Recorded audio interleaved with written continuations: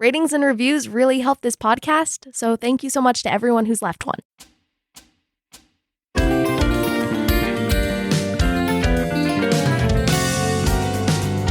Philemon, yeah. Philemon, yeah. Hey everybody, it's Matt. This is the 10-Minute Bible Hour podcast. And one of the things that I really enjoy when I study history are those moments where the things that are legends that came up in, like, I don't even know, Scooby-Doo cartoons or some book I read as a kid, or it's just, it's in the ether, these legends, these myths, these stories, these little cultural nods that you have no idea when it was thought of or where it comes from, but kind of everybody's heard of it. I love it when I'm studying history and I find out that, oh, that thing I've always heard of, it's from right here. I had no idea. That is kind of how Phrygia is for me. It's a gold mine of that kind of thing. And maybe the reason that it's such a gold mine and there's so much gold of that type in Phrygia is because that is where the legendary King Midas, who whatever he touched turned to gold, is from. I thought that was kind of artful. I had fun with that one.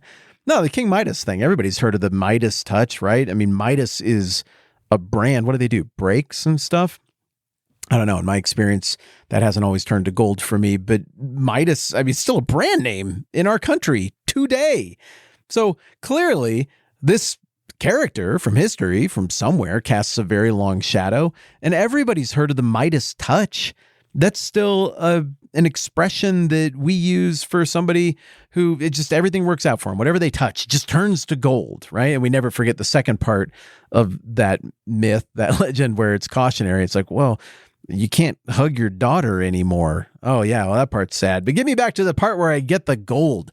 Midas was an actual dude, an actual king from the golden era. There, another pun. I don't know if that one was on purpose or not. Sometimes I can't even search my motives.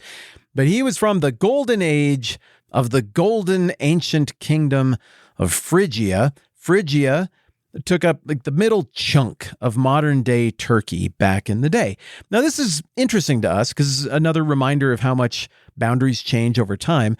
In the last season on the book of Galatians from the New Testament, we spent so much time talking about the geography of central Turkey as it pertains to this region in Roman times called Galatia. Now, Galatia is an hour-shaped Roman province at the time of the New Testament, so the 1st century AD. In that hourglass-shaped Roman province, the northern outcropping of that, is historic ethnic Galatia, probably named for the Celtic Gauls, Frenchies, who moved down there into northern Turkey, I don't know, maybe around the time of Alexander the Great. Maybe it was part of that shakeup in the 300s BC. I don't think we ever nailed it down for sure. And then southern Galatia isn't really ethnic. That Roman southern half of the hourglass-shaped province is made up of a bunch of different ancient ethnic people groups, but Rome just kind of lumped it all together into an administrative state, and you got a whole bunch of people from a whole bunch of different backgrounds in there with prominent communities like Lystra, Derbe, Pisidian Antioch, and Iconium, modern-day Turkish Konya. Well, historically, Iconium, at least, isn't really Galatian at all. Ethnically, it isn't Galatian. The people of Iconium aren't descended from the Gauls, the Celtic Gauls who migrated centuries before the time of Jesus in the New Testament. Iconium, historically, ethnically, is the same thing as Colossae, the city that we have in view this season. It's Phrygian, and really a lot of the people of central Turkey to this day, I suppose, are Phrygian. Phrygia is the first meaningful, identifiable people group with a name and a heritage and writing and artifacts that lived in this very prominent cultural chunk of land in the history of planet Earth. And like I was saying at the beginning, there's a whole bunch of myths and legends and cool stuff that you have heard of from Phrygia, but that you just didn't know were Phrygian. It can be really easy to lump all of this together with other things around this part of the world in ancient times and just be like, well, the Phrygians, They were just kind of another brand of Greeks, but they weren't. Really, they weren't. Homer tells us in the Iliad that there were characters from around Gordium, that there were characters who were Phrygian. And in the Iliad, maybe the Odyssey, the writings of Homer, the language of the Trojans is not intelligible to the language of the Phrygians. That is, they can't talk to each other. So right there, we've got a first-hand account saying these people didn't speak Greek. The Phrygians didn't speak Greek. They were close to Greek culture.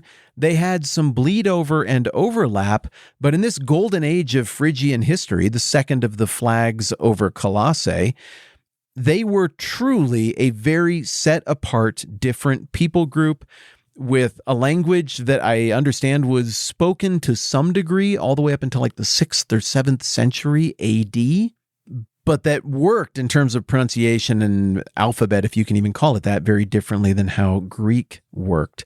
Well, their capital was in Gordium. And maybe some of you were here for the last season on Galatians. Remember, well, wait a minute, Gordium is a city we talked about last season. That was in Galatia, not Phrygia. What are you talking about, Matt? Well, remember, Phrygia as a 1st century Roman province does not correspond with the historic homeland of the Phrygians. It's smaller, and it kind of sits away from the historic capital of the Phrygians, which was Gordium. And I think that's kind of fun if you were here for the last season again, because it means that some of the work we did last time around, talking about Ancyra and Gordium up north in the northern part of the hourglass of the Roman province of Galatia, actually kind of preps us for what we're talking about this season with the history of the Phrygian people. Well, King Midas was king up there, and surely the legend of everything he touched turned to gold was born out of some sort, it's rooted in some kind of reality about how wealthy he was and how great they maybe did at business. The Phrygians apparently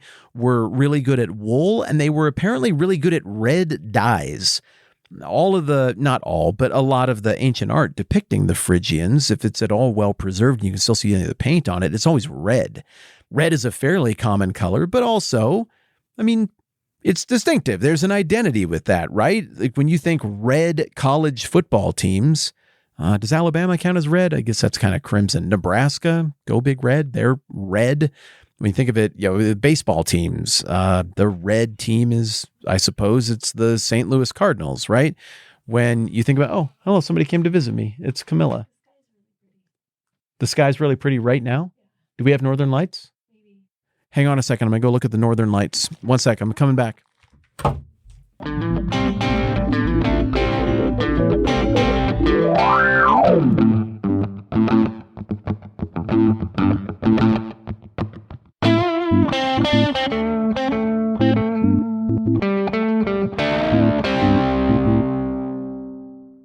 Y'all are missing out.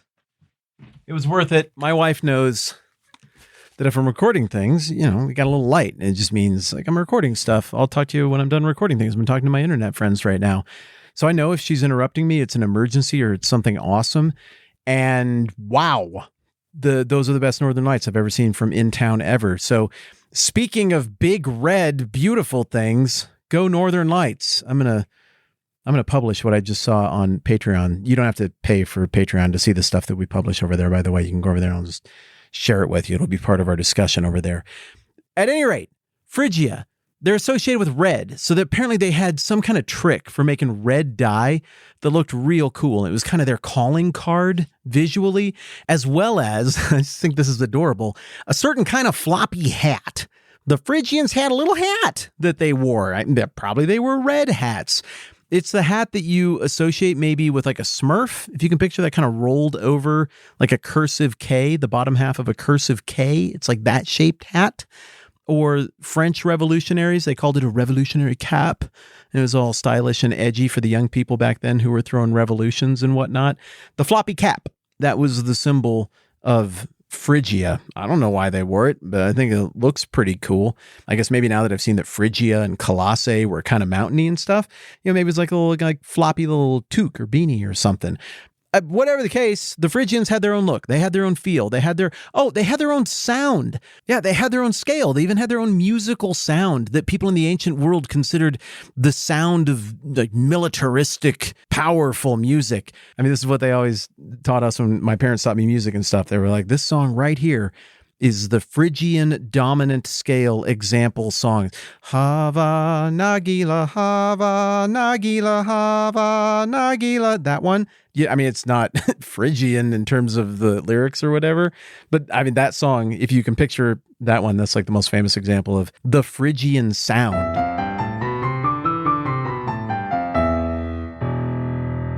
Maybe it's kind of laughable to picture the floppy-capped, red-wearing Phrygians marching off to war to something that sounds like Harry Belafonte singing Hava Nagila. But hey, whatever. It gives you a picture, right? Like, we're seeing them more in 3D, though, instead of just as some vaguely Greekish thing from Turkey a long time ago. This stuff that you and I are learning here together, this is the stuff of legend. This is the stuff of ethnic heritage that made Philemon and Onesimus and the characters that we encounter in Colossians and Philemon in the New Testament. This is stuff they had rattling around in the back of their head.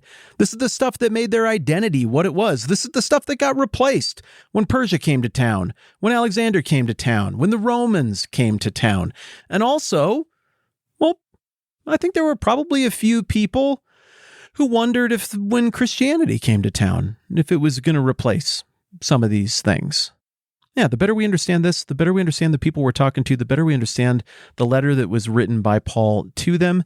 And we're going to keep looking at these various flags that flew over Colossae and Phrygia moving forward.